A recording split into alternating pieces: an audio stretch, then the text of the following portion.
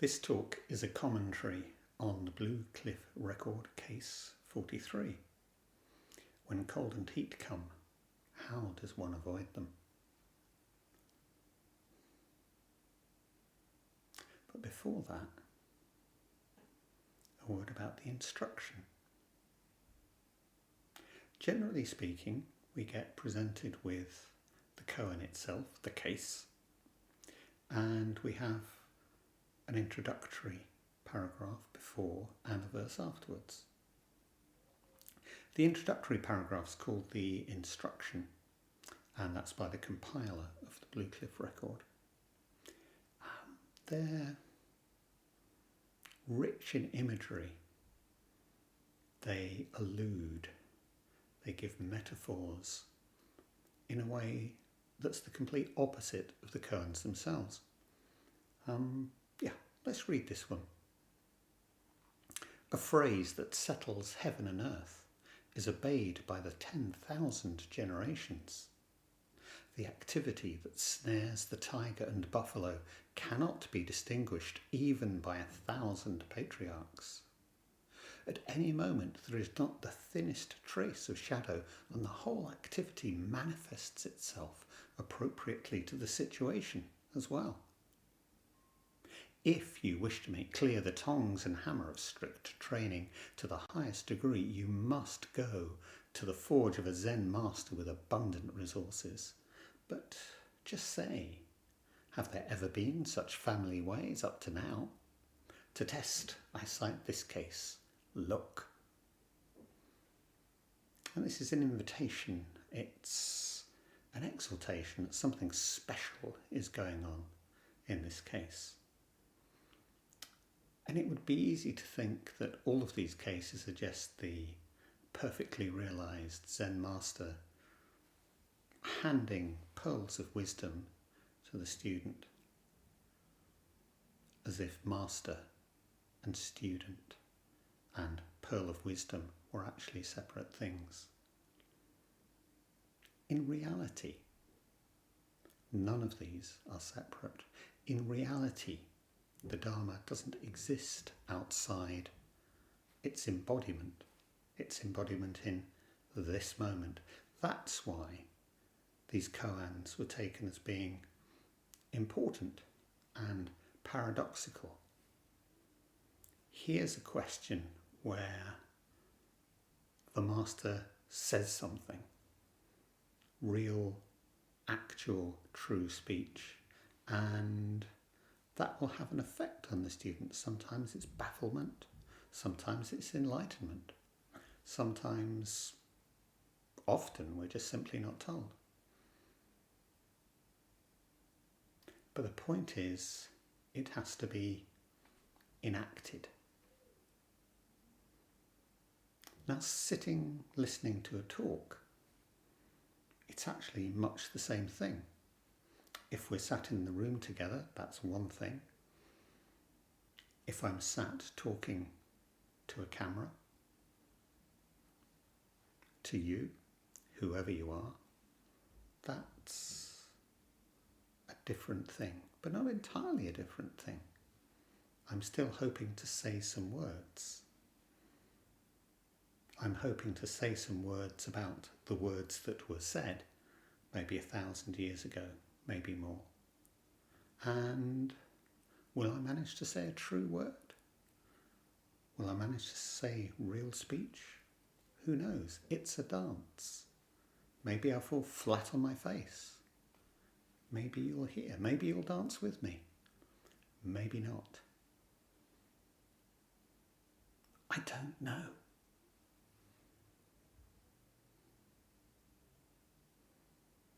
Okay, let's do the talk.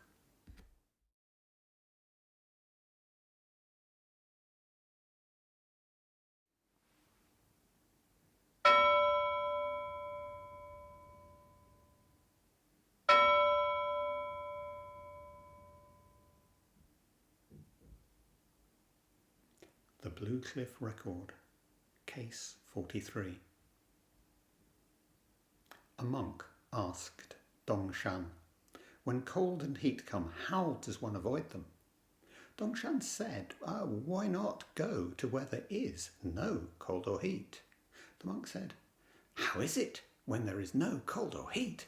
Dongshan said, when it's cold, it kills you with cold. When it's hot, it kills you with heat.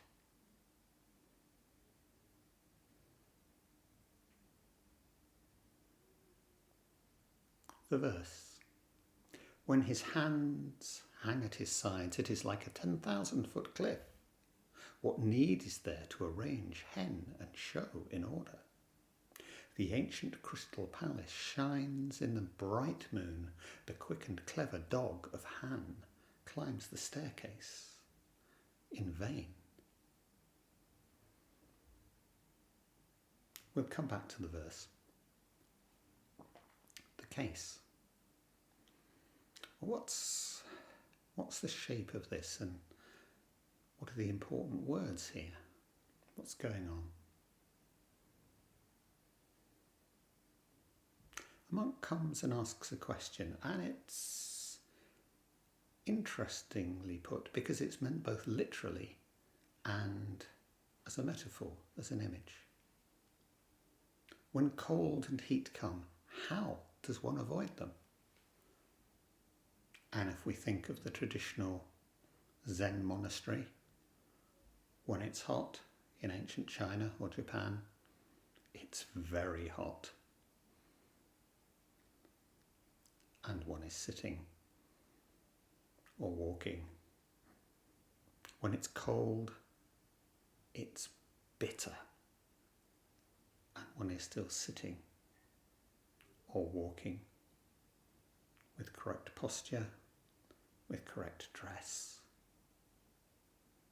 How does one avoid them? How does one avoid these twin unpleasantnesses? And yet, of course, the monk is also asking about every state that we find ourselves experiencing,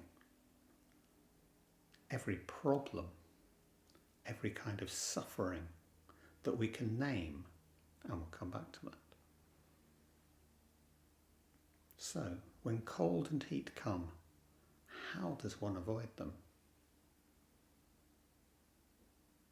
So the monk is looking for a way out.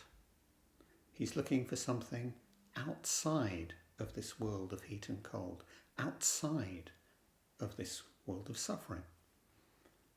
And so I suppose in one sense, if we're going to talk about traditional Buddhist ideas, he's talking about nirvana. He's talking about the possibility of transcendence, of going beyond. How does one avoid them? And of course the master, Dongshan, just responds, oh, simple. Why not go where there is no cold or heat? Where is that? Well, in a very conventional way of thinking about nirvana, which is actually completely wrong, but we won't worry about that now. We just go there. Easy, just, and we imagine, we can fantasize how we might do that. What could give me the power to get there from here? Is it years of practice? Is it sitting as still as a stone? Is it achieving some wonderful transcendental state? The monk needs to know. He wants to know. The monk said, how is it when there is no cold or heat? And Dongshan, in a phrase which we could describe as a slap, a blow, knocks him over. Dongshan said, when it's cold, it kills you with cold. When it's hot, it kills you with the heat. The escape is seeing there's no escape. Okay, that's too flip, too glib, too easy. So what's he actually saying here? It's interesting that we have a pair of binary opposites here. We have a choice. Sometimes I'm too hot, sometimes I'm too cold. Okay. And immediately, where I have a choice, there's separation. There's a me being hot or a me being cold. And of course, the actual language of the koan, not the English translation, is very little help here because we don't have things like tenses or you or I or it. We just have ideas, embodied ideas in the Chinese characters. So it'll be something like cold kill cold, heat kill heat, and we have to make sense out of that. And we can translate that in many different ways, and that will always skew the way that we're approaching it. Okay. But what's fundamental here? What's actually going on? What Dongshan's really talking about is how we experience this cold, how we experience this heat. Are we going to hold ourselves as separate from it? Or are we going to, let's say in one word, surrender to it, become, be that cold, that heat, in non-separation? How might we do that?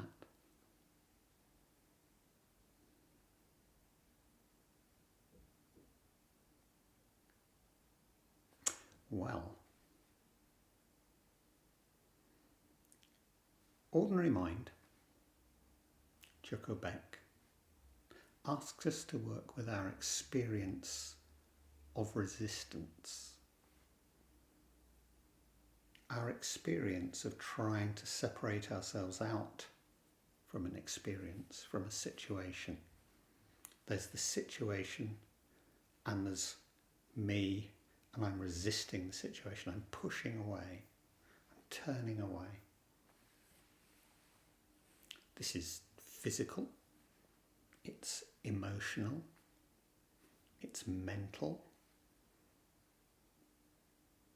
All these different levels, from the most deeply embedded and embodied to me to completely rational thought. I don't want to go there. And I resist. Joko Beck asks us to work with that very act of resistance, experiencing the sensation and our resistance to it, experiencing the cold and my resistance to being cold, my tension, my muscles tensioning in cold, my teeth chattering, my feeling that I need to move, I need to get off the cushion, leave the room, whatever it is. I need to be away, somewhere else. And that paradoxically, by holding this experience and our resistance to it together, we can find no separation, that we are not separate from the situation. There is merely this situation itself. Now, quite often, different styles of meditation, or sometimes just the way that we think meditation is about standing back and observing. And I think very often in the early stages of meditation practice, that's more what we're experiencing. Oh, look, this is interesting. I can feel a pain in my knee. Oh, this is interesting. I can feel an emotion that I'm not just being carried away by. Wow. It's very easy to think of that observer as something separate, something set back, even a true self, a true me. Perhaps the true me is simply this awareness that watches. Perhaps the true me is this consciousness that sits. I am not this body. I am not this experience. I am the consciousness, the awareness behind it. Well, bing, perfect separation, clean cut. We've absolutely lost this embodiment of the experience. This actually simply And again, it's a tricksy word. Being, just being this experience, being non-separate from it.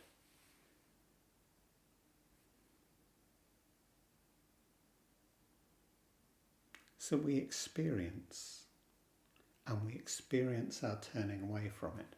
But paradoxically, we can turn towards that actual turning away. And in doing so, we turn to the world. And in turning to the world, we realise we're not separate. We are simply the situation in this moment. I am this experience of cold and resistance to cold. I am this experience of heat and resistance to heat. No separation.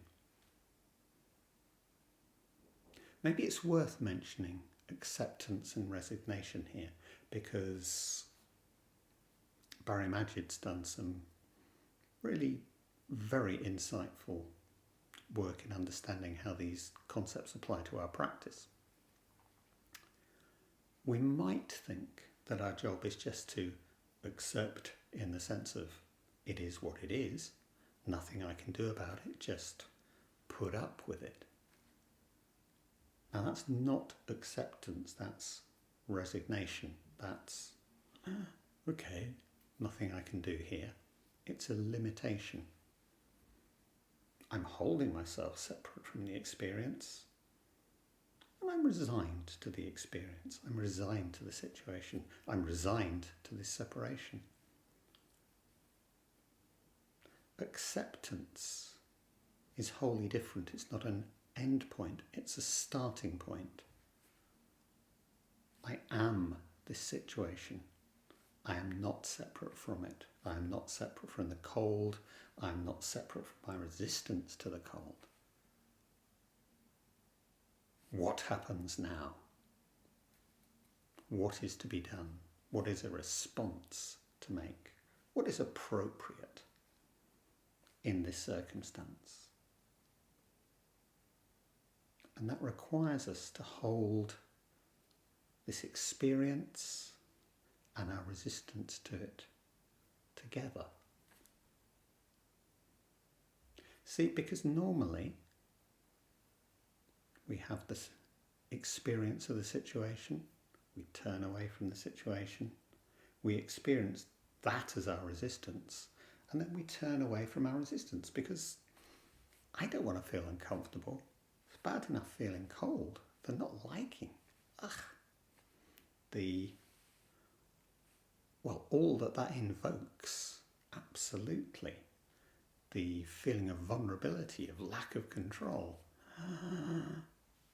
Everything that's embodied in that resistance that I'm experiencing in me, I'll turn away from that as well.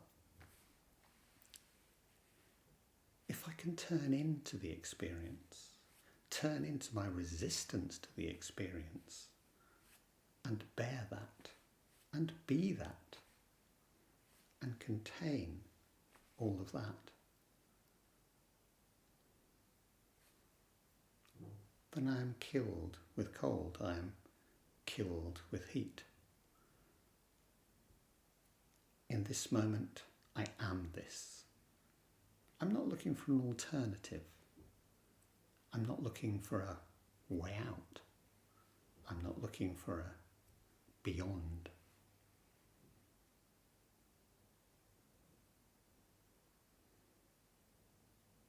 Do you understand?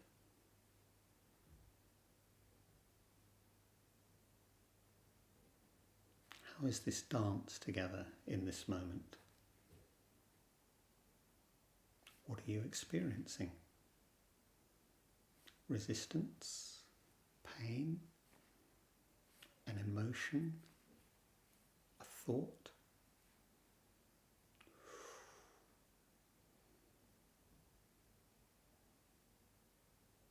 Let's think a couple of words about the verse that it ends with. When his hands hang at his sides, it's like a 10,000-foot cliff.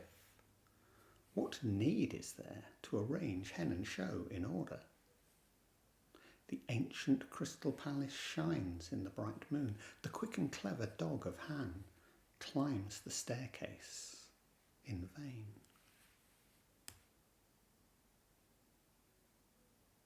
So actually this is all about not separate. The teacher, Dongshan, stands there like a 10,000-foot cliff, embodied, real, present. His hands hang at his side. He's not actually doing anything. He doesn't actually have to do anything in this context. He's just presenting. The ancient crystal palace shines in the bright moon. Well, in Zen we have this image of the finger pointing at the moon, and the traditional way of understanding is this: don't mistake the finger for the moon, don't mistake the indicator for the thing indicated, appearance for reality.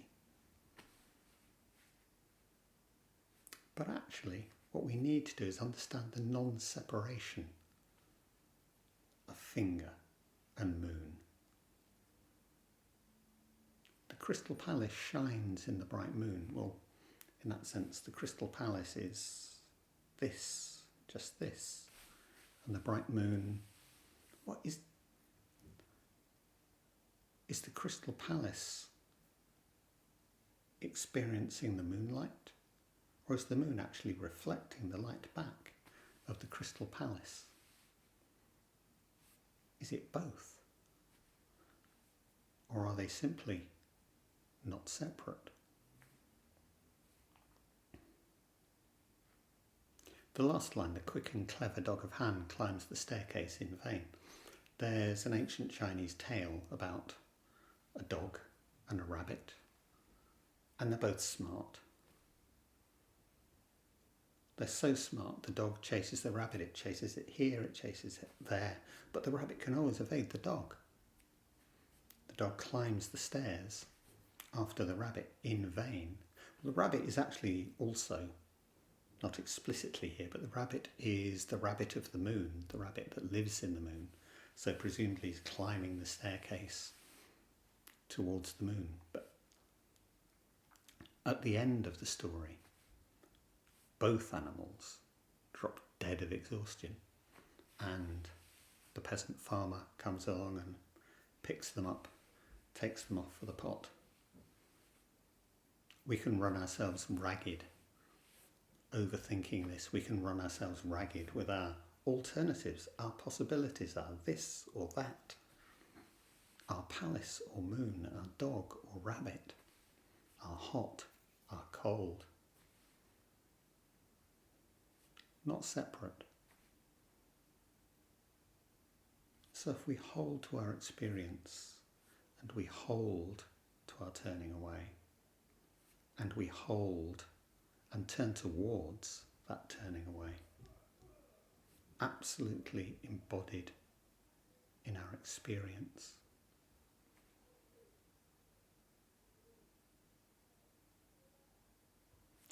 when do we experience something along those lines? Well, again, we talk about flow states, and we often talk about those in the context of sport. The tennis player, the footballer, when they're in the zone, they've trained so long, so hard, so many years, endless repetition. Hitting the ball forehand, hitting the ball backhand, dribbling, passing, evading the tackle, making the tackle. But of course, when it comes to it, one simply does. There's no deciding. One just is that moment. And the great player, the great tennis player, the great footballer are those players who are just this. They, in this sense, instinctively, because they've acquired so much skill, because they've thought it through, so much beforehand, they can instinctively respond just being in this moment. Now these are all very positive, very active states. But in a sense, what our zazen practice, our endless hours spent on the cushion, our awareness practice, hoping to be bringing some kind of awareness to each moment of each day, 24/7. Can that be the same thing in stillness, in quiet, in everyday activity, in thought, in thinking about things? Can we experience the experience of heat or cold? Can we experience our resistance, our desire to turn away from that experience? And can we instead turn towards the world through this experience by simply holding all together a bigger container, allowing ourselves, relaxing into our resistance, not resigned, accepting. This is life, this is me. This experience, this resistance to my experience, together, as one.